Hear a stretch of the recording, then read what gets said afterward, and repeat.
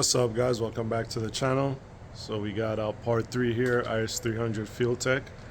Um, wire harness pretty installed. We have everything wrapped up on this corner. We have the harness in. Not much you could see. We have this corner here where I added power and ground terminals. And these go into the car. That has to be cleaned up a little bit more. We have the MAC valve mounted there. Got our sensors, VVTi. So looking pretty clean as far as when I started. It still needs a lot of cleaning up for hoses, lines, stuff like that. The owner of the car is going to do that. So once he gets the car, he's going to pick it up actually in a day or two. Once he gets the car, he's going to clean what he has to do up. Because right now we don't have brakes. There's some stuff with the transmission. It has a small little oil leak. So once he gets that, clean up what he has to, put some seats in there, then we could work on it a little better. And got the fuse box there in the glove box. We could work in it a little better and clean up a lot of stuff. But the car is pretty much ready to go. I did attempt to do the file myself, but I got it started. It was running super rough, so I just reached out to Young Yeti, Justin, and he was able to log in remotely and clean everything up. Had it done within a couple of minutes, clean everything up, and got the car running pretty smooth. One thing I did want to show you guys, which I didn't in the next video, well I couldn't, is so once you have everything installed, you get a tune from your tuner, or you get a file from your tuner, and you want to verify, okay, the wire harness is done, is everything correct. The output screen is a great help to do that. You could jump to right here, come down, sensor, calibration, and you go to output. You could jump to this screen. And now, with the ignition on, there are certain things you could test to make sure everything is wired up correctly. So you see right here, fuel pump. So if I hit that, you guys listen.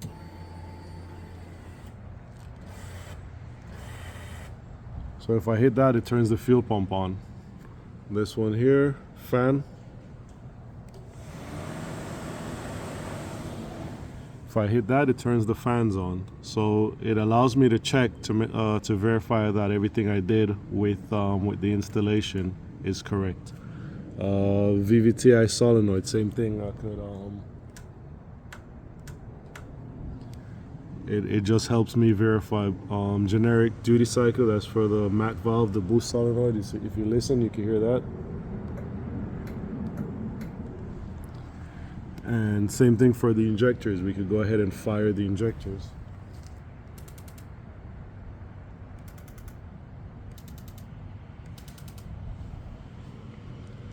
You see, it energizes it, and you're able to fire the injectors, and you could just verify that everything is installed correctly.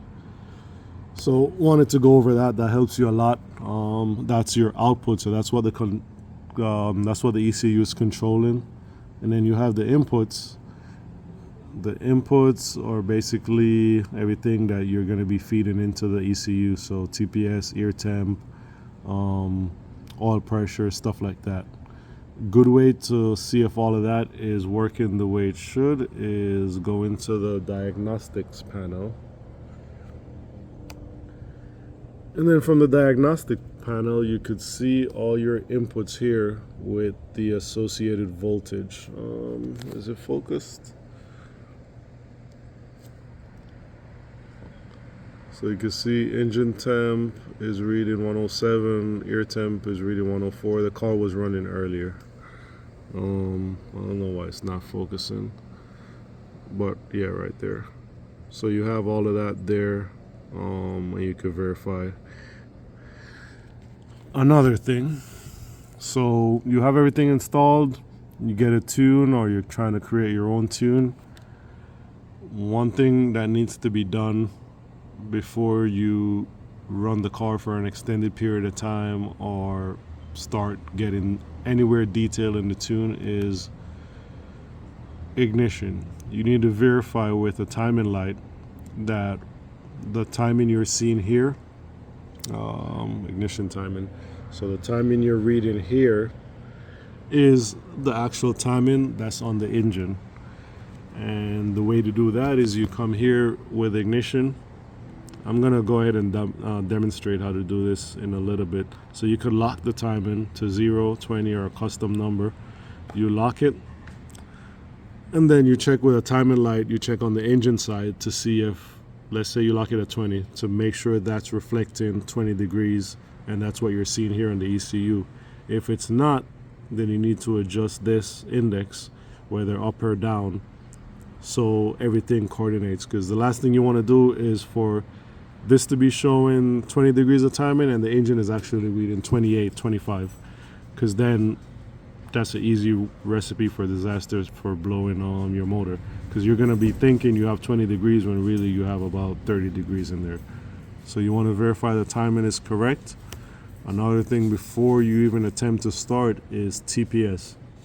No matter how good of a file you have, it won't start unless you calibrate the TPS. You got to calibrate a 0 number and a full throttle number. You just hit calibrate 0 when it's no throttle input, and then you hold the pedal all the way, calibrate 100, and you save it. Those two things, I believe, are probably the most two important steps that needs to be done after everything is installed.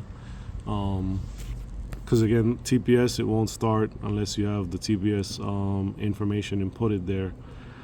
With the ignition input, it will start, but you will run into having an issue where ignition time and what you're reading here is not ignition time and what you're reading on the engine side. All right, so besides that, let's go ahead and fire this thing up so you guys can hear it.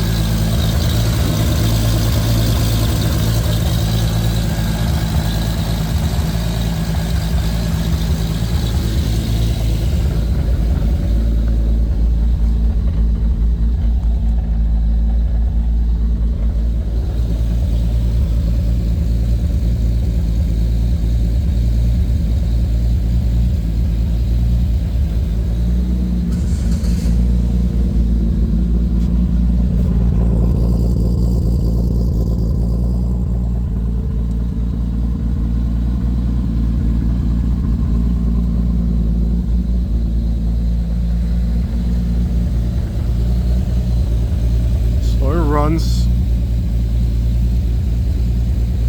This thing has BC 276 cams in there, so it's running pretty good. Correction is barely doing anything there at less than 1%. So Justin has this thing dialed in right now. Again, we just have an idle startup tune in there. We haven't gone anywhere into detail as far as where it needs to be.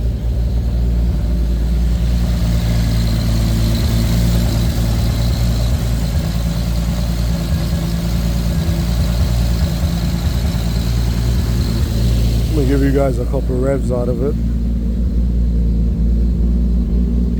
We got that one coming soon on a video, so stay tuned for the next video on that one.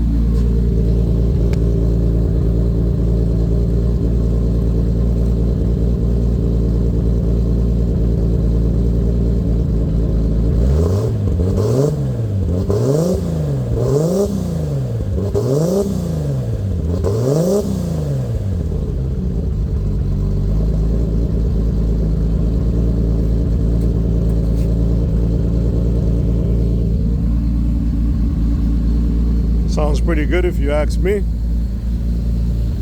And everything is dialed in. We don't have any alerts or any statuses. This screen right here will tell you if there's a cam sync issue, if there's a injector coil that's not getting power or something like that. So we're good on signals, diagnostic screen, everything will look good. Fuel table looking good.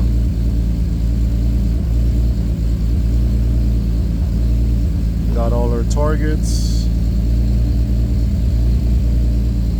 Again, this is not final. This is just get it running, get it idling, smooth enough, revving out so the owner could take it, have the car running, finish up what he needs to finish up on his end, and then we go from there.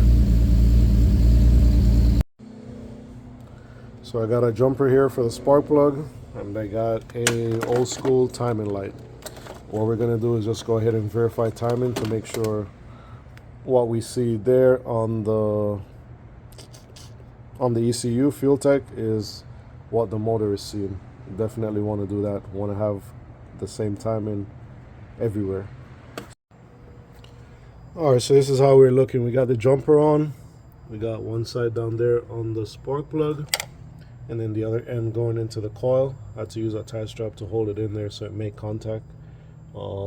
Got the signal for the timing light, and then we got power and ground and the timing light. The reason you need the jumper is because we're using coil on plug type of coils, so there's no spark plug wire. So we have to make a spark plug wire so we could get the signal from the number one, and then be able to start and do that. I'm actually going to put a little rag around this so it doesn't jump to here too much. It's probably still going to jump, but not as much because you're getting spark through this thing. So I'm just going to put a little rag here. Okay, so that's how I'm looking there with that.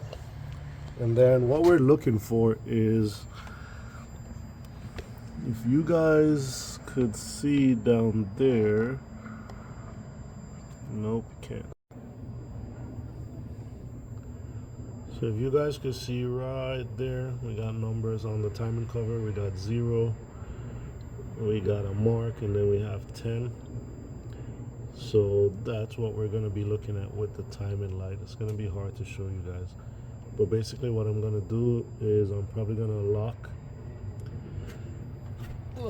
lock the timing at 10 degrees. Let's get this open.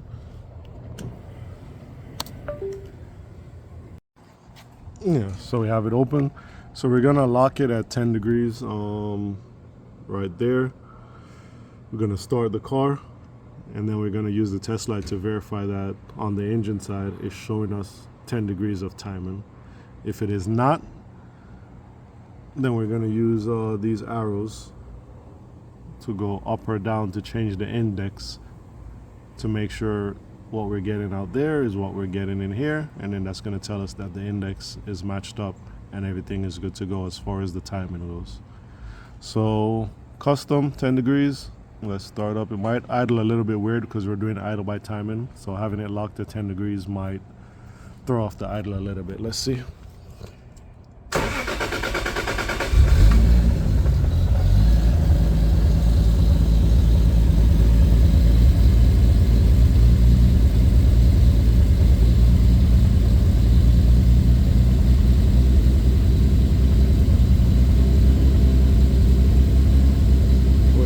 To settle down.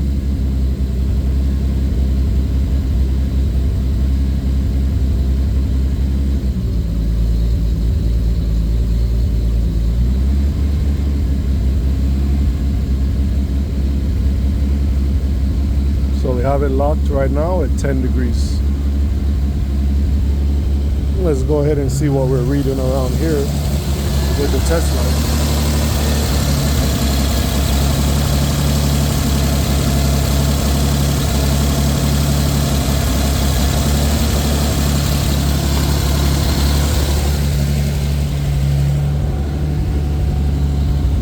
Not at 10 degrees.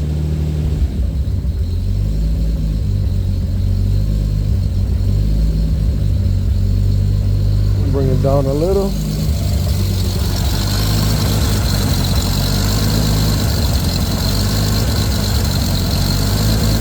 Right there we are about at right there we're about 11 degrees, so let's add just a hair more.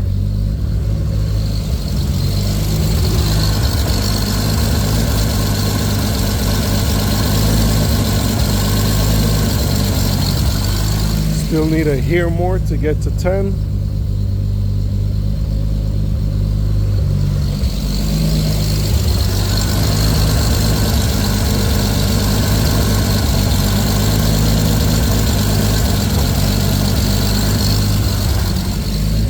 Get in there, guys, get in there. And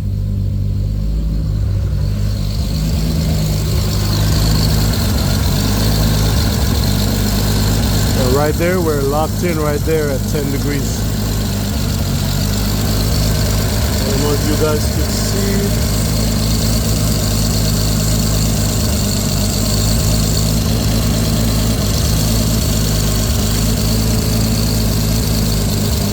You guys probably can't see, but I'm looking at the mark there and I'm using the light.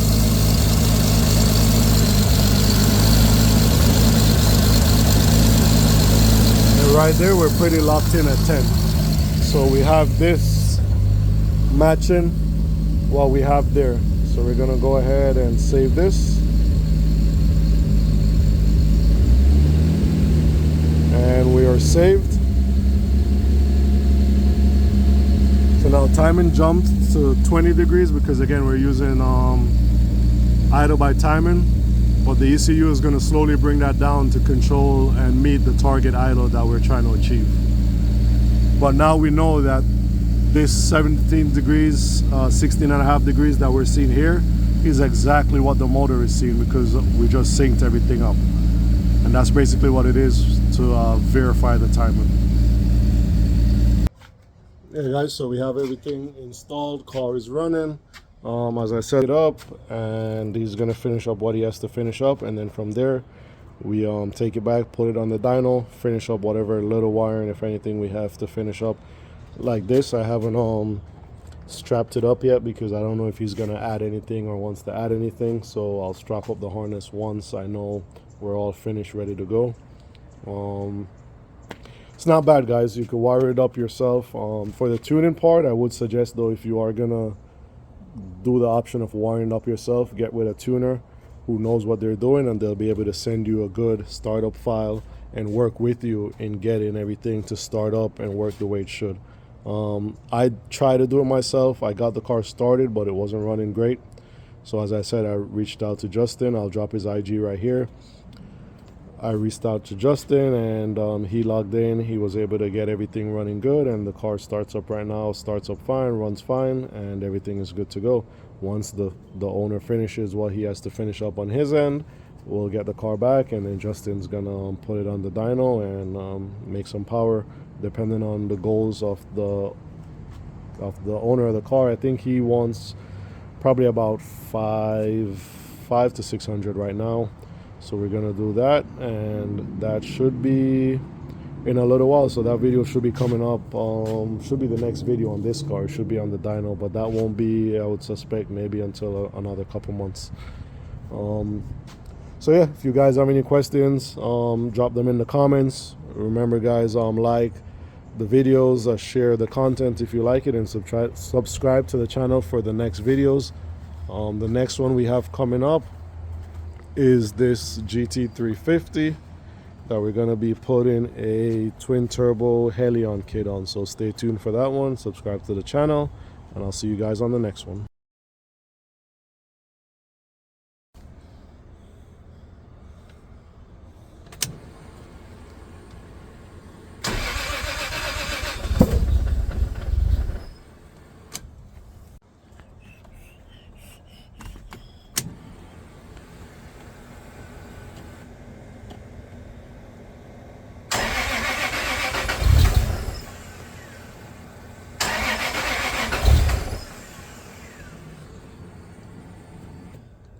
Daddy, can